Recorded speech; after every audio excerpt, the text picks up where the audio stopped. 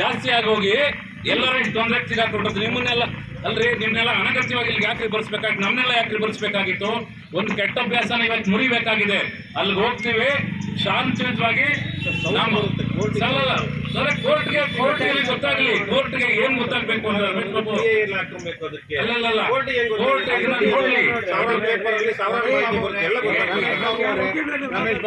ರಮೇಶ್ ಬಾಬು ಪ್ರತಿ ಸಾರಿಯಿಂದ ಒಂದು ಕೆಟ್ಟ ಅಭ್ಯಾಸ ಮಾಡ್ಕೊಂಡು ಬಂದಿದ್ರೆ ಅದನ್ನ ಫಾಲೋ ಮಾಡೋಕ್ಕೆ ನಾವು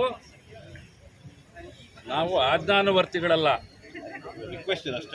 ಅಲ್ಲಲ್ಲ, ಈ ತರ ಮನವಿಗಳನ್ನೇ ಕೊಟ್ಟು ಕೋರ್ಟ್ ಯಾರಿಗೋಸ್ಕರ ಇದೆ ರಮೇಶ್? ಸಂವಿಧಾನದ ಹಕ್ಕುಗಳನ್ನ ಅಲ್ಲೇ ನಾವು ಎತ್ತಿಡಿಬೇಕಾಗಿದೆ. ಒಂದು ನಿಮಿಷ